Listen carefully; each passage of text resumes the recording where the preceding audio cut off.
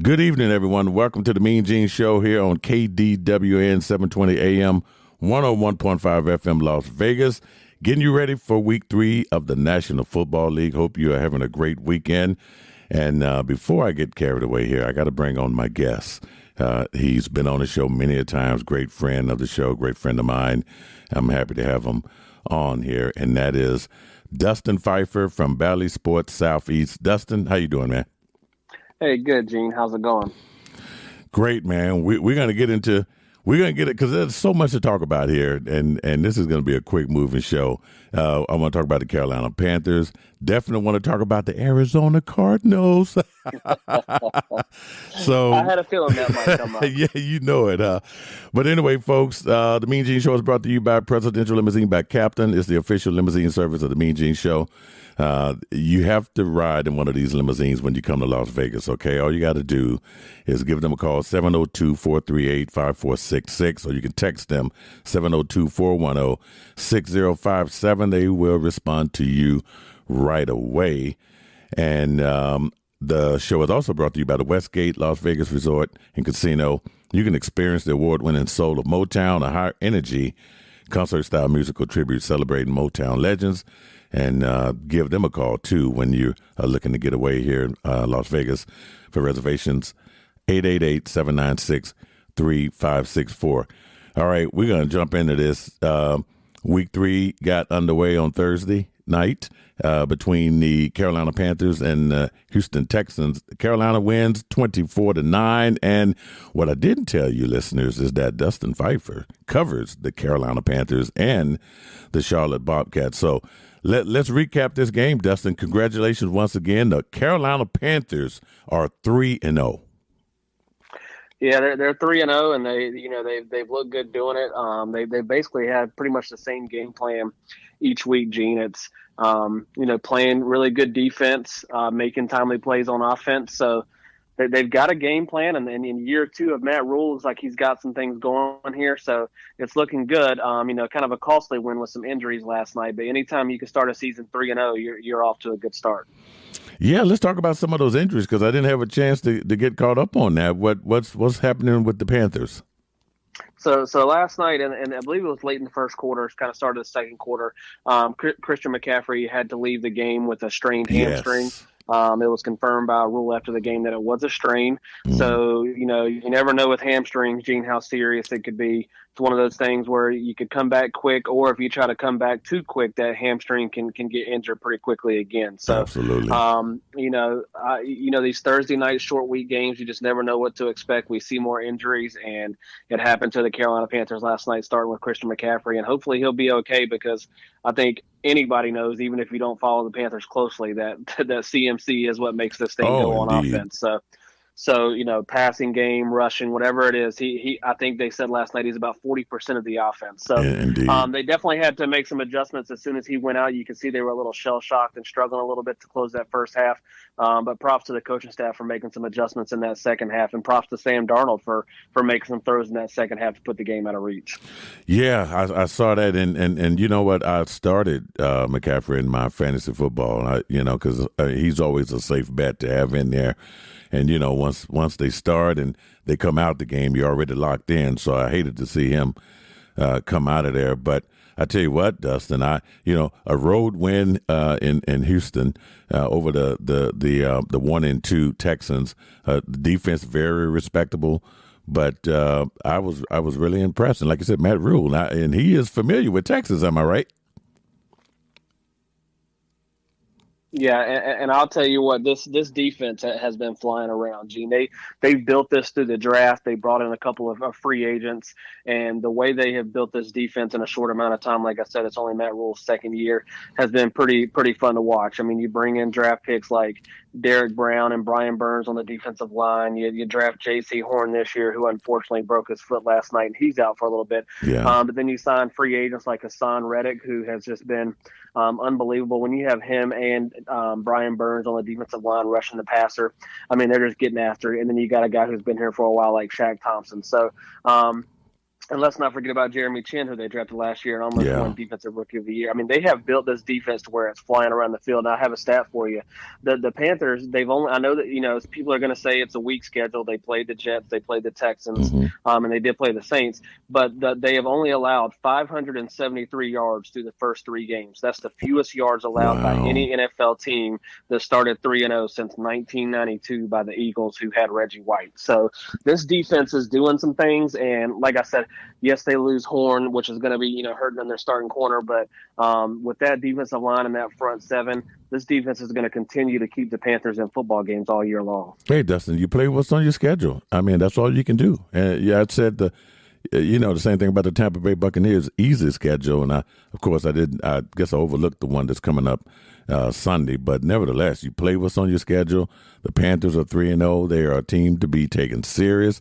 And that all of a sudden, what looked like it was going to be a runaway in the NFC South by the Buccaneers, the Panthers have made this thing interesting. There's a couple of conferences, divisions out there, and we're going to talk about some of them. It's very interesting. So these divisional matchups are going to be great when the Panthers have to face Tampa Bay.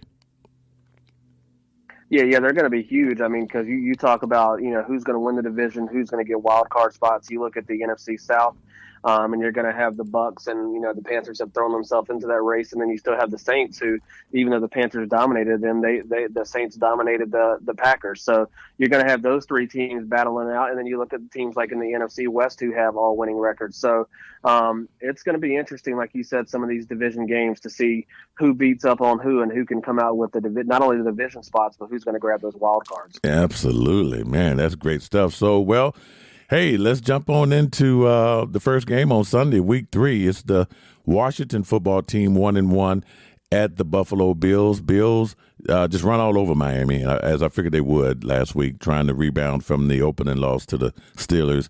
And the Washington football team, who hasn't played since last Thursday, they beat the Giants 30-29, so they are well rested. Dustin, I got the Buffalo Bills winning this game. Who you got? Yeah, I got the Bills too. I mean, the impressive bounce back on the road in Miami. Josh Allen looked really good. The defense stepped back up. So going back home, Washington, even though Heineke played really good against the Giants, you still got a guy who's a young starting quarterback who hasn't had a lot of experience. And I'm just going to take, you got to take that Bills defense and Josh Allen at home. And I was high on Washington going into this season with that defense and with, Fitzpatrick, but now that he's out, and the defense really has not played up to their expectations right now. So, yeah, I'm going to go with the Bills at home to get this win. You got to like the name Heineke, right? Because, not that I'm trying to promote any beer sales on this show, but I just love this kid's name. All right, the next one we have the Chicago Bears 1-1 at the Cleveland Browns. They struggled with that Houston team that the Panthers beat, but they got the win 31-21 last week. The Chicago Bears, very interesting story here.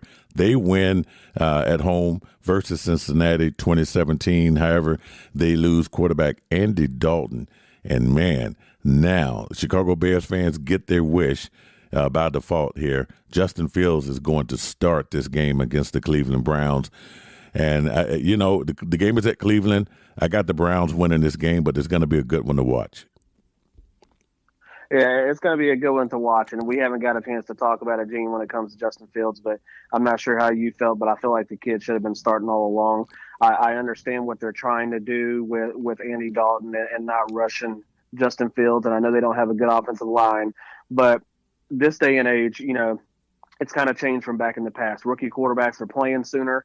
And I think the kid showed enough in the preseason and showed that he's ready and the talent that he has. And I know he struggled when he came in last week when Andy Dalton went out. But with the kid having that athleticism and having those legs to move around with a weak offensive line, I think in the long run he'll just be the better fit. And he may struggle out of the gates, but I think this experience is going to help him in the long run. And I'm with you. I've got the Browns at home. It sounds like Odell Beckham's going to play in his first game back. And in that Browns defense, they've kind of underperformed. I expect them to step up a little bit against the rookie quarterback, and I'll take the Browns to win the game. Yeah, I take the Browns too, and I'll circle back on Justin Fields because I've been pretty adamant on, certain situations I feel rookies are going to get to start. Certainly in Jacksonville, you draft the number one pick, right? So and Jacksonville didn't really have anything. Although I think Gardner Minshew may, have competed for that job. I don't know. I know they were dead set on Trevor Lawrence, but in this particular case here, it's only unique, Dustin, because Nick Foles is on this team, and So, and I understand getting these rookies out there, and I just know the Bears, when it comes to quarterbacks, rookie quarterbacks, they have just fumbled the ball, so to speak. And I hope, I know the kid is good, and he's going to bring an element to the game that's really good. I just hope that front line can protect them. And, and I just thought maybe Nick Foles would get the start, but I know Matt Nagy kind of caved into the pressure. Yeah, you had, like you said, you got three quarterbacks there. You got Nick Foles, who has, when you talk about it, it's arguably one of the better backups in recent history because he led his team to a Super Bowl. But, I just think, like you said, he probably caved into the pressure. His job's on the line. We all know that. Mm-hmm. So you kind of got to make that decision and just go with it. And to me, I think he was going to play sooner rather than later. So instead of waiting a couple more weeks, why not let him? My biggest thing is not the game reps, Gene. My biggest reps, if he's going to be the starter, he's getting all those number one reps in practice. Yeah. And if he can get all those reps in practice, that's what's going to help him get better and better as a young quarterback. Last week, he had to come in as a backup. He didn't get a lot of reps in practice. So hopefully this week, preparing and getting ready, you'll see a little bit better Justin Fields. Maybe not enough to win the game, but you'll start seeing what they see in this kid. He can come in and be a starter, and probably will be the starter from here on out if he plays a decent game. More than likely. I definitely agree with that. The next game we have, Baltimore Ravens 1-1 at the Detroit Lions 0-2. And before I jump on the Baltimore subject, because I know we both got something to say about that, I tell you what, I really like Dan Campbell, and I said this on my live streaming show the other day, that Dan Campbell's just one of those coaches, man. He just seems like he can get people motivated. And I don't know. I feel like Baltimore is still high off that win Sunday at home against KC, that they could get shell-shocked here by the Detroit Lions, because I just believe in Dan Campbell that much as a leader. What do you think about that? Yeah, I don't disagree with what you're saying at all. Campbell's the kind of guy that makes you want to run through a wall, get ready to play right away. And if you look at that Monday night game again, well, if you look at both games, they got down huge against San Francisco and made a late rally. So you saw that his team would not quit. And then when you look at last week, they were leading at halftime at Green Bay. And late in the third quarter, they were only down one possession, and they had a fumbled snap, which kind of got them out of the game. But they were right there. They were moving the ball against the Packers. Jared Goff was throwing some great balls to his tight end, who's going to be a stud in Hockenson. Oh, yes. And so, you got that, like you said, that Lions team's a scary team to play because they know that they're still young and probably not going to win a lot of games, but they're playing for their coach and they're playing hard. So this is a game where you have to watch out if you're the Ravens. Obviously coming off a huge win, props to them, props to Lamar Jackson for getting down early like that and battling back and coming back and beating the Chiefs. You got to be careful of a letdown week here. And I think it will probably be a close game, closer than people think, into maybe the third or fourth quarter. But then Lamar Jackson will make a couple plays and they'll get a close win. Yeah, you know what? This is my upset of week 3. Normally you don't get them until like week 5. But I'm going to pick the Lions to win this game. I just think I personally feel that Baltimore won the AFC Championship game last Sunday, right? So, yeah. To beat Kansas City. And, hey, Dustin, did you know that Lamar Jackson is in the top 5 rushers in the NFL right now? Yeah, he's doing a little bit of everything. What he did last week, like I said, And sometimes, like you say, Gene, they know he's going to run the ball, and he still finds a way to get yards out of it. So it's pretty incredible what he's doing. And everybody knows that he kind of has to be the lead back with all the injuries they've had to running backs, and he's still out there just dicing people up. So a lot of people were wondering what Lamar Jackson were we going to get this year. 2 years ago, we get an MVP Lamar. Last year, we get kind of a down Lamar Jackson. And this year, you can see that he's ready to make a statement and get the Ravens back in contention. And we'll see what happens. That AFC's loaded, and that division's loaded. So we'll see what happens with them going forward. But I think they have enough, especially with their defense, to squeak out a win in Detroit. All right, moving right along here. We have the Arizona Cardinals 2-0 at the Jacksonville Jaguars 0-2. You have to read that over, Gene. You have to read that over. We have Gene's Arizona Cardinals at 2-0. Hey, I got to be careful because I don't want the Steelers fans thinking that I'm jumping ship here. Every year I just pick a team at the beginning of the year that I think is going to be the surprise team of the NFL. And although I was not on the Cliff Kingsbury bandwagon there, but just seeing even what Kyler Murray did last year, and then seeing the acquisitions they made in the offseason, and just how they started the year. They beat Minnesota Sunday 34-33, very close game, right? Kyler Murray's, passing for 400 yards, crazy. And he had a couple of picks, but he still had a hell of a game. And, James Conner showed up a little bit. They got Chase Edmonds. This team is loaded on offense and defense, and this is why I said this would be the surprise team of the NFL. But what I didn't know, that going into week 3 that you'd have 3 unbeaten teams in the NFC West. Yeah, that division's loaded, and I'll give you props. You're right. The Arizona Cardinals are loaded on offense. Kyler Murray is probably one of the must-see watch quarterbacks on TV because of some of the plays he makes. He scrambles, he throws across his body. You talk about the weapons that they have. You talked about the running backs, but you talk about DeAndre Hopkins. You talk about Kirk. You talk about AJ Green, who doesn't even get a lot of run. And then you talk about their rookie receiver who caught a touchdown, Rondale Moore from Purdue. They are loaded with weapons on offense. So they're always going to be in games because of their offense. Now, I will have to admit, I did not expect that Minnesota game to be that close. I thought Arizona at home with that defense would probably handle them a little better. So I was a little surprised by that. But, hey, when you come out and you still get a win and you're 2-0, that's all you can ask for. That's all you can ask I still have some questions. I still have some questions about them. I need to see more consistency from their defense, and I need to see more consistency just from their head coach. Like I said, I've always had some question marks about in the run and gun stuff. Will it continue to work in the NFL? Sometimes you're going to have to grind out some games, and if they can do that and they can learn how to win in multiple ways and not just shoot out, then they become that contender that you talk about. Okay, and they're taking on the Jacksonville Jaguars. Jaguars will be at home for this one, and it's going to be a long road for the Jacksonville Jaguars. They're going to get a win at some point in time. I just don't know. I don't think it's going to be this Sunday, Dustin. They're going to get a win at some point, but it's not going to be Sunday, Gene. We haven't talked about this a lot. I'm not sure your thoughts, but I think the Urban Meyer thing for Jacksonville is going to, even though they got Trevor Lawrence, who I think will be a great quarterback, and if they can build around him the right way, they will have something because that's how good Lawrence is. I think the Urban Meyer thing is going to be a train wreck. I don't think that he lasts more than 2 years there. I wouldn't even be surprised if he left after this year, Gene. I don't think he's an NFL head coach. I don't think he's suited for it. I think he even told the Denver head coach after the game that it's like playing Alabama every week. And I'm thinking to myself, well, what did you expect when you come to the NFL? This is the NFL. So I'm just not buying into that situation. But I could be wrong. But I definitely think Arizona, even if they're traveling across country, is going to go down there and get a win. I agree with you 100% on Urban Meyer. Because he's just, the how the Ohio State. I guess I'm still giving him a lot of flack for how he handled that situation at Ohio State. I do believe he's a career college football coach. I think the ownership of the Jacksonville Jaguars have just given him a little bit too much authority because he's a hands-off owner.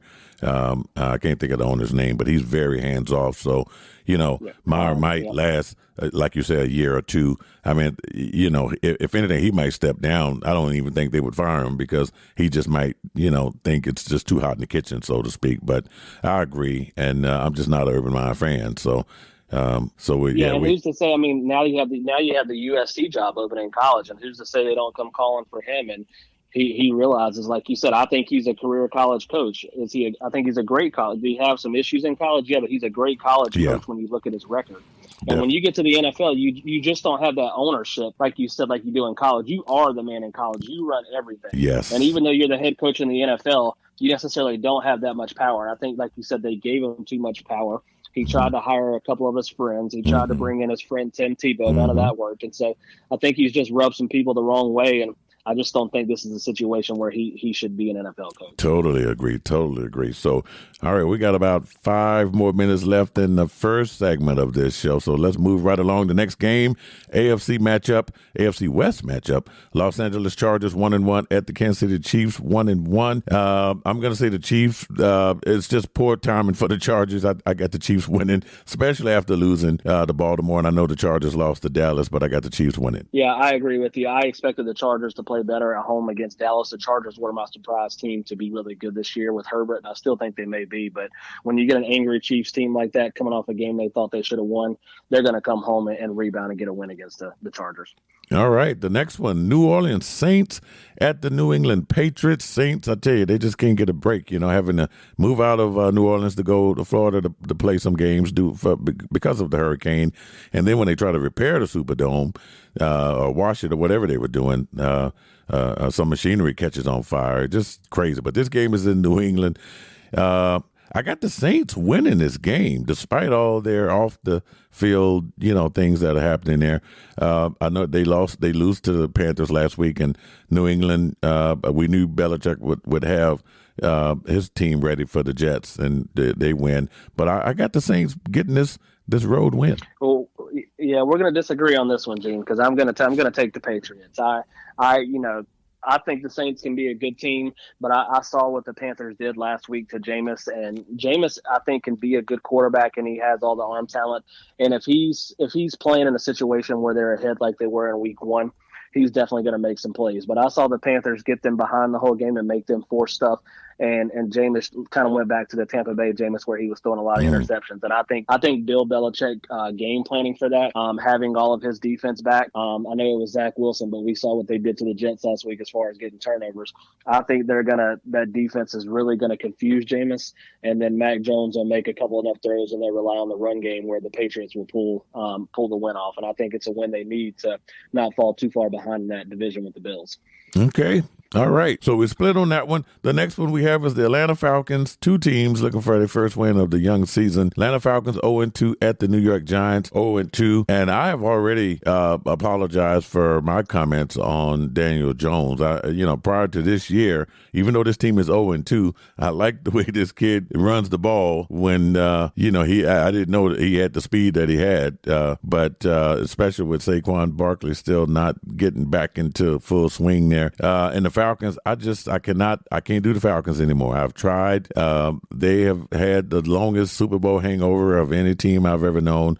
I can't put my finger on it. What's wrong with the Falcons? I think maybe Matt Ryan should look at not stepping down or just maybe calling it a career or going somewhere else. But I got the Giants getting their first win of the year. Yeah, I got the Giants winning the game too. Even though they lost that game last week against the Washington football team, I was impressed with how they played against a very good defense. Daniel Jones, like you said, was making throws with his arms and with his legs. And you would think Saquon's only going to get healthier as he goes. He was more involved a little last week, and I think he'll be even more involved this week. So they're 0-2, but I think they've got some decent things going, and you're always in it in the NFC East. So I'm going to take the Giants to win. And to your point about the Falcons, Gene, I will go ahead and say it, and this is not me saying it because they're a rival of the Panthers, but the Falcons, I think, are one of the worst teams in the league, and I think they will be in contention for the first pick in the NFL draft. That's how bad I think they will be. It's just amazing. They still got some players from that Super Bowl team there. Yeah. And it's just hard to shake that, up 28-3. And, it was their game, but oh, well. All right, we are down to the last game here before the break, and it happens to be an AFC North rival. The Cincinnati Bengals 1-1 at the Pittsburgh Steelers 1-1.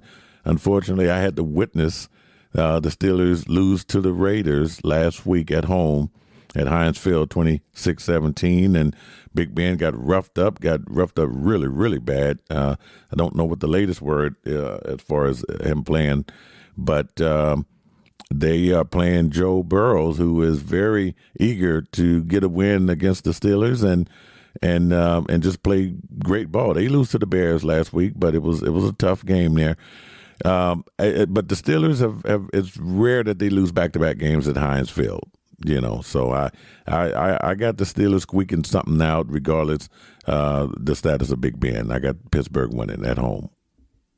Yeah, I wish we had more time to talk about this because your Steelers are one of the teams that went from one of the most impressive wins in Week 1 at Buffalo to kind of a letdown in Week 2. Even though the Raiders do look good, props to them. But I am seriously concerned about the Steelers. I'm concerned about Big Ben making it through a 17-game season with the way this offensive line is playing. Najee Harris, I think, is a stud, but I don't think they have enough people to block for him up front. So if this game was in Cincinnati, I think I would be picking an upset, and I still think it may be a tight game. But like you said, the bit being at home, back-to-back games, Mike Tomlin's really not going to let that happen. And from what I heard, the most recent reports were as long as Big Ben wakes up today and doesn't feel too much pain in where he has his injury, then he should be playing. So I'll take them to get a win, but I think it will be a close game though. And it's scary. I tell you what, so we can pick it back up on the other side of the break there because I got thoughts on Big Ben too, and this and whether or not he will complete an entire season because it's really looking tough. We're at the bottom of the hour. When we come back, we will continue our Week 3 predictions and analysis. You are listening to the Mean Gene Show here, KDWN, 720 AM, 101.5 FM, Las Vegas. And we are back, folks, for the second half of the Mean Gene Show here on KDWN, 720 AM, 101.5 FM, Las Vegas. We are doing the Week 3 NFL predictions and analysis here. I'm joined by Dustin Phifer, Ballys Sports Southeast. He covers the Carolina Panthers and the Charlotte Bobcats. And hey, Dustin, NBA season is right around the corner, Dustin? Yeah, you got me? Yeah. I was just saying the NBA season is right around the corner. Yeah, it is right around the corner, and you're going to owe me a couple of dollars because you keep calling them the Charlotte Bobcats when it's the Charlotte Hornets. So. Oh my goodness! But are you serious? It's okay, though. Listen, you didn't even correct me in the first half of the show. I was letting you go. I was being nice. But get out of here, man. I'm not gonna fault you. You got these NBA teams changing names. You got these football teams changing names now. Now the Cleveland Indians are changing their names. Oh my goodness! So I won't give you too much. With all the confidence in the world, I'm saying Charlotte Bobcats. You just sit there. That's a good one. I did, but you're right. The NBA season it's hard to believe it's right around the corner. I mean, you're gonna in another week they're gonna have training camp and you're gonna have full force college football, NFL, NBA. It's gonna be a lot of sports going on, and playoff baseball. So a lot of stuff at one time. Perfect stuff. So, hey, I got to remind you, the show is brought to you by Presidential Limousine by Captain. You can call them at 702-438-5466 to get you a limo and ride in style when you're in Vegas. And we're also brought to you by the Westgate Las Vegas Resort and Casino. If you're in town, if you get in before the Las Vegas Raiders play on a Saturday, on a Sunday, how about Saturday night or Friday night, you go and see the Motown, the show, Soul of Motown. And that's a great show. You have to see it if you're in Vegas, if you got the time. Call 888-796-3564 and make your reservations to go see the Soul of Motown over at the Westgate Las Vegas Resort Casino. All right, moving right along here. And I owe you so much money for this Charlotte Bobcats. They are the Charlotte Hornets. Dustin Phifer covers the Carolina Panthers and the Charlotte Hornets. All right. Okay, let's jump back. Let's jump back. Hey, but before we jump into Indianapolis in Tennessee, so we were talking before the end of the first half of the show about Big Ben, and this is what Steelers fans worried about. All good things must come to an end. Big Ben has done a lot of time. Everyone cannot beat Tom Brady. Unfortunately, but Big Ben, the Raiders defense just knocked him out, and he got knocked around even against the Buffalo Bills. And I just don't see how Ben is going to last 17 games this year. Yeah. So let me ask you, as a guy who follows this team so closely, is it a combination of Ben holding the ball too long, and the offensive line being bad, or is it more one than the other? And also, like you said, all good things must come to an end. I know they wanted to give him one more year, but like you said, he's not Tom Brady. He's taking way more hits. Do you think they should have moved on before this year, or do you think giving him one more year was the right thing to do? Because I know they're trying to win now. I think they should have at least drafted a quarterback in this past draft. but it's difficult the situation they're in with the cap money that he has. Yeah, and he did take a hit, to stay to remain so that the team could, sign, bring on others. But I'm gonna go back to your point about the offensive line and him holding on to the ball. It's a little bit of both. You lose some veterans that he's been comfortable with for years. That offensive line is nowhere near like it used to be. And Ben is falling back to the old ways, just holding on to that ball. He's looking like he did a few years ago. Last year, he got that ball out of his hand very quick, which led to that, successful 11-0 run there. But this year, it just seems like watching him, it just seems like he's reverting back to the old Ben, holding on to that ball, getting hit. The offensive line is not holding up. And, Mason Rudolph is not the answer, even though I think on paper he is the backup. And him and Dwayne Haskins kind of went back and forth there in the preseason. It's going to be a long year for the Pittsburgh Steelers, and I'm very well aware of that. And I think we might see Dwayne Haskins at some point in time of the year starting at quarterback. Yeah, the good thing is if your defense, I know you've had some injuries on defense, but if they can stay healthy, the defense should keep you in a lot of games. And I know we got to move on to big games, but just give me a quick answer on a 1 to 10, with 10 being the highest panic meter. What's your panic rating right now for the Steelers in this division with the Ravens and the Browns? I'm at a 5 after what I witnessed, last week, and even though because I don't know how it's going to get better, and you're telling me that the starting quarterback is aches and pains, and I just think, man, you can almost see the writing on the wall. So I'm going to go 5 panic. Like you said, the defense is good enough to keep them close. Not Cleveland, but Cincinnati. I think they squeak by, but man, they got a tough schedule coming up. So that panic meter is going to go up, though, definitely. and I'm gonna tell you when it goes up. It'll be interesting to see because, like you said, a 17-game season. Till you add another game, it doesn't seem like a lot, but you add one more game with some more hits. Who knows how long week 3 and Big Ben's already hurting. So. Absolutely. So here's another early game here. The Indianapolis Colts 0-2 at the Tennessee Titans 1-1. Titans going to the 12th man and get a win over the Seahawks in overtime last week, where the Colts, they lose to the Rams in a close one, 27-24. Jacob Eason, is going to be your quarterback. This Carson Wentz thing, I don't know what it's going to take for him to be healthy for his career. I got the Titans winning this one. Yeah, I have the Titans too. What a bounce back win in Seattle after getting killed at home by Arizona in Week 1. And I talk about Christian McCaffrey a lot because I'm here in Carolina and he's one of the better running backs in the league, if not the best, when he's healthy. But Derrick Henry, if he's not 1A or number 1 over McCaffrey, man, what he does, they just kept feeding him, and he just kept wearing down that Seahawks defense. And I think they'll do that again this week. And like you said, the Colts were a team you were pretty high on last year with their defense and Phillip Rivers. And man, what a train wreck has been so far. And they pay all that money and they trade and they have that contract with Carson Wentz. And I just don't think he's ever going to have a fully healthy season. He always seems to get. He's almost like a younger Big Ben. He holds on to the ball too long. He takes some hits, and he's not as big as Big Ben. So he's having some injuries, and I just don't see him staying healthy. And it's going to be a long season. You talk about a tough schedule. The Colts have it. So I got the Titans winning this game. Yeah, very tough schedule.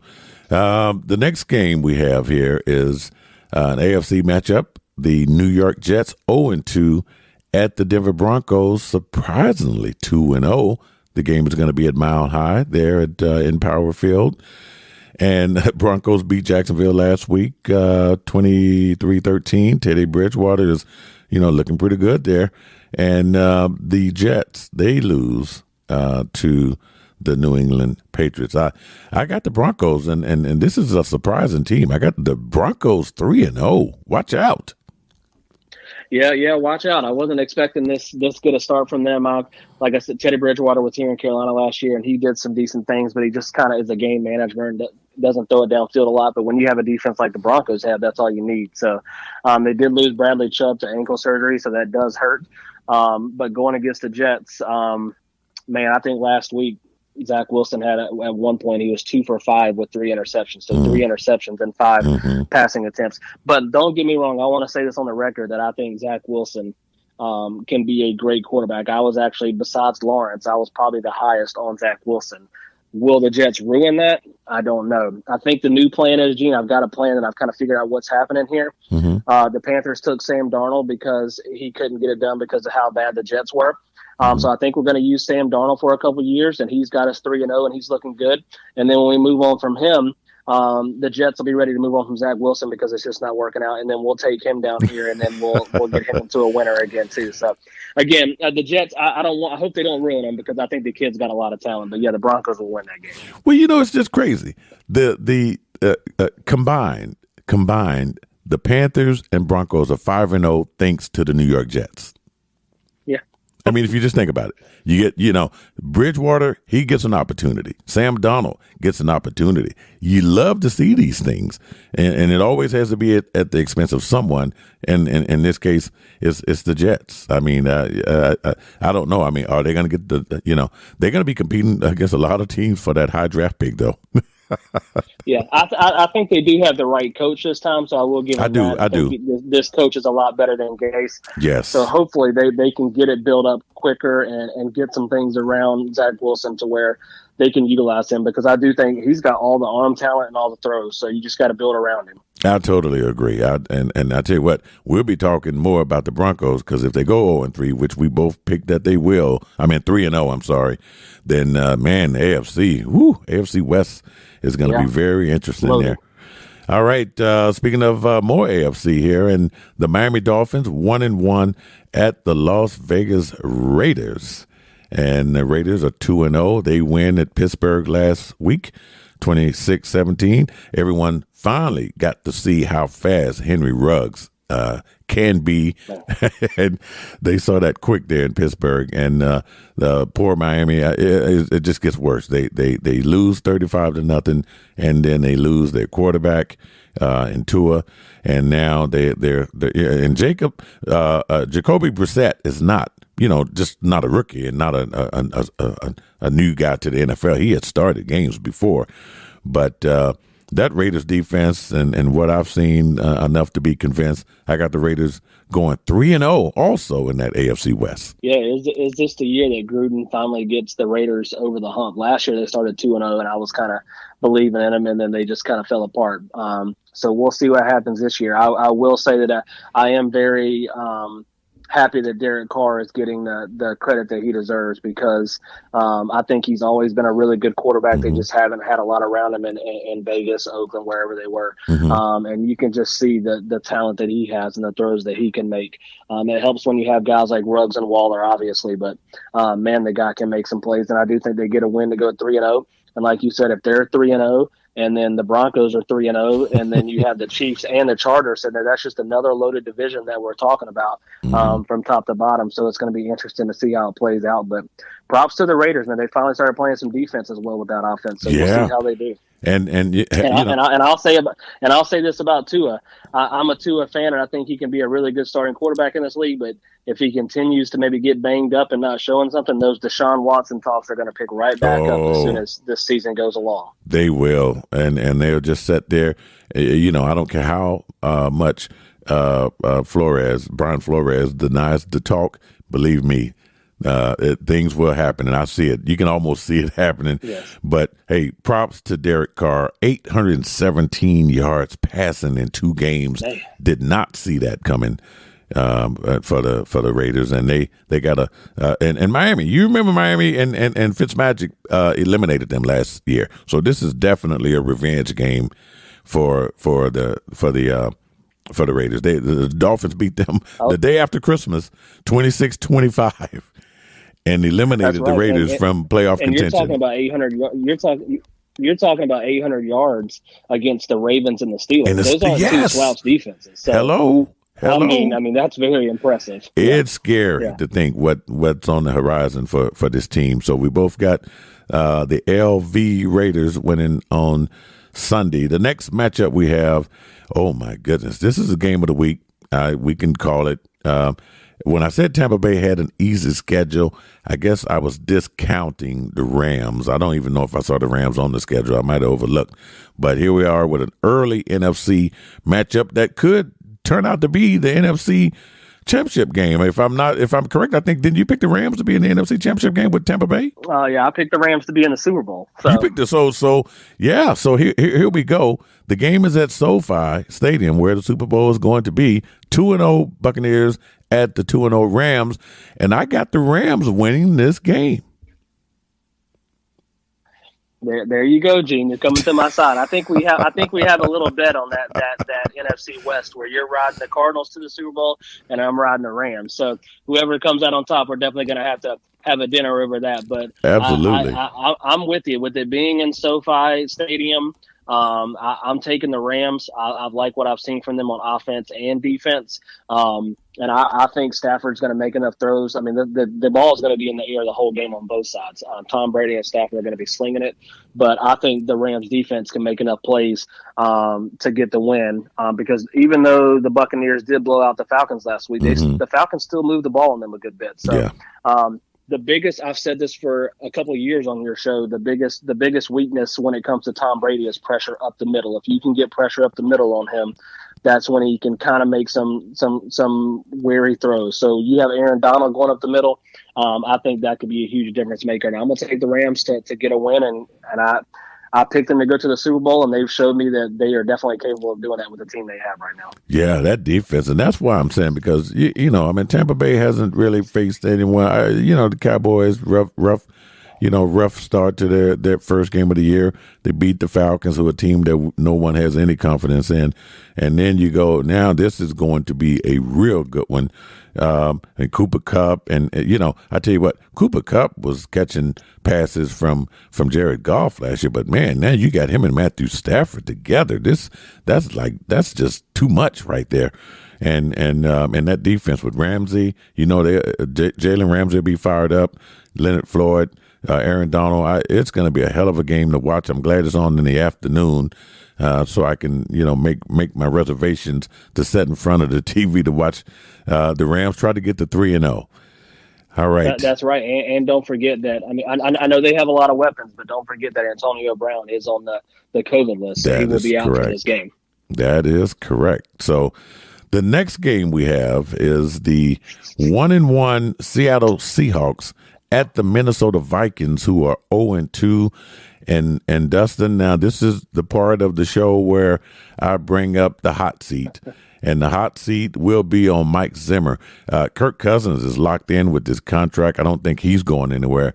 But Mike Zimmer, I think after this game on Sunday, Monday, all across the media, you're going to be hearing about Mike Zimmer and what the Vikings are going to do, because I think Seattle is going to win. I don't think Seattle is going to lose back-to-back games. Russell Wilson has been throwing the ball like crazy. And I think the Seahawks rebound, get the win over Minnesota, who might drop to 0-3. Yeah, I think the Seahawks rebound too and get a win after being a little angry after blowing that lead at home.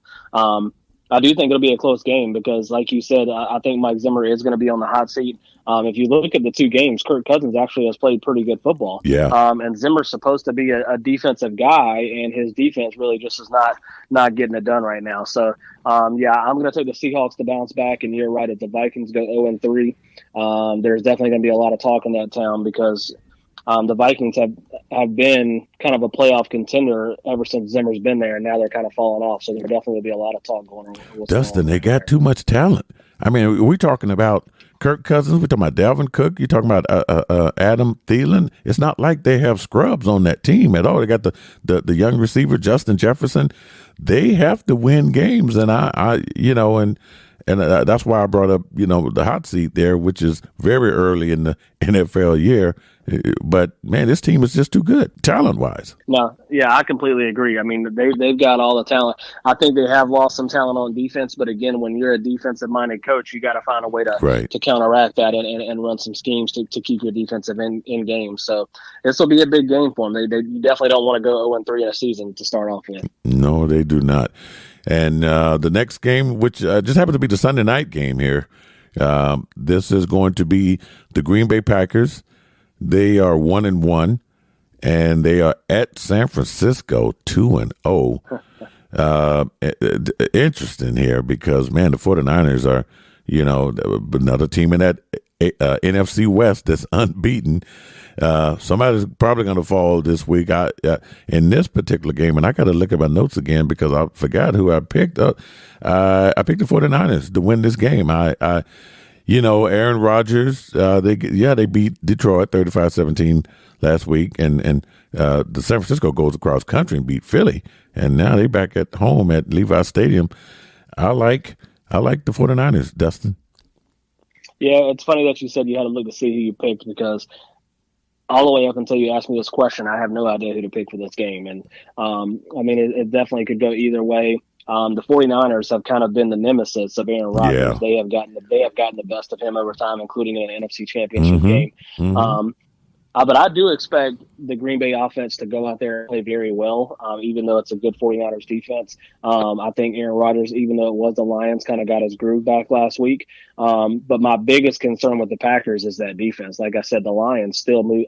They move the ball up and down the field in that defense. So will Garoppolo make enough plays? They're banged up at running back and things like that. I'm going to go with Aaron Rodgers. I'm going to take him to pull the upset. I think it'll be a close game. I'm worried about that Packers defense, but at the same time, Garoppolo really doesn't scare me making plays in the passing game. And even though they did win at Philly, they didn't score a lot of points. So I'm going to take Aaron Rodgers. He's kind of, if you've seen his press conferences this week, he's kind of a little angry, a little mad at some of the media. So I think he may come out a little fired up. So I'm going to take him to pull up the upset on national TV. Now, what I didn't say is that these two teams played each other last year at Levi Stadium. The Packers won 34-17. Okay. So that helps me. they won 30. So they manhandled them pretty much. And that, as far as I can see, they got the same team except, the rookie Elijah Mitchell, who is doing great things there running the ball. So should be a good one Sunday night, though. A lot of good matchups on Sunday. So it brings us down to the last game of the week 3. And this is Monday night, September 27th at AT&T Stadium.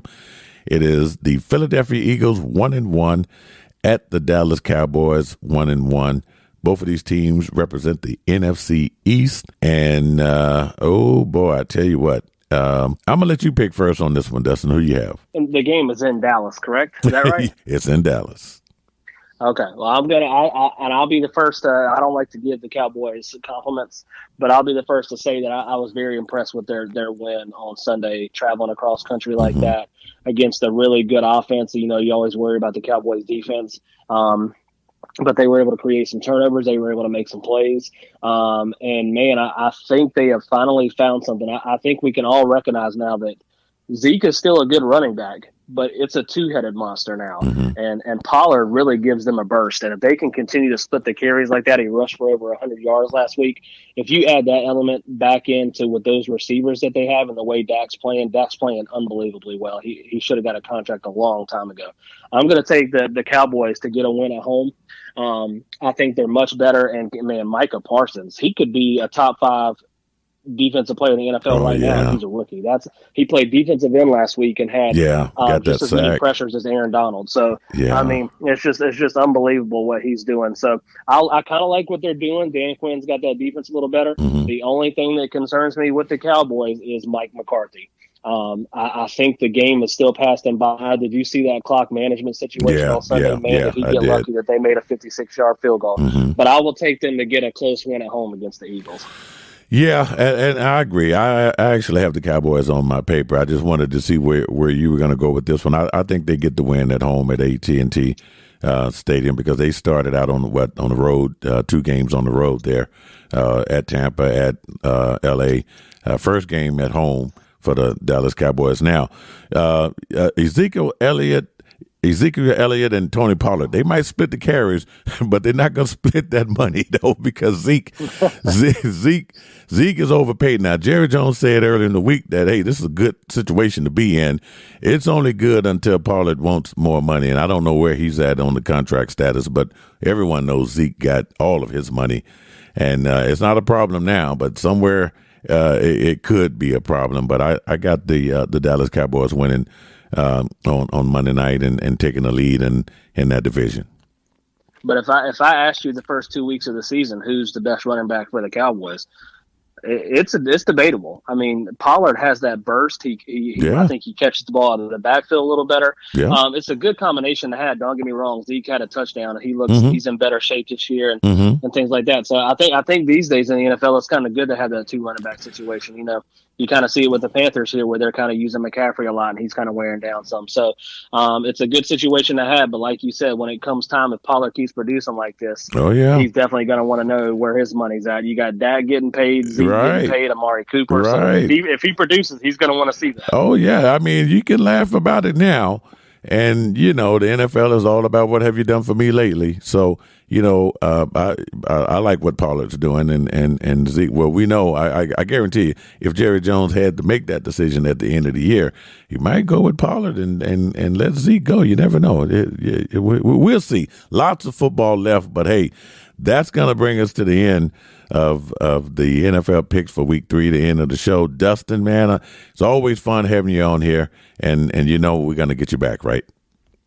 No, I appreciate it, Gene. And you know, all these advertisements about Vegas. I can't wait to get out there with you. I know it. Do that soon.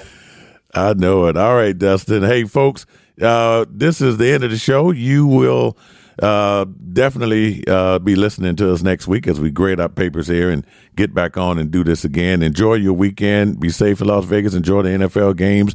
And we'll see you right back here on KDWN, 720 AM, 101.5 FM, Las Vegas.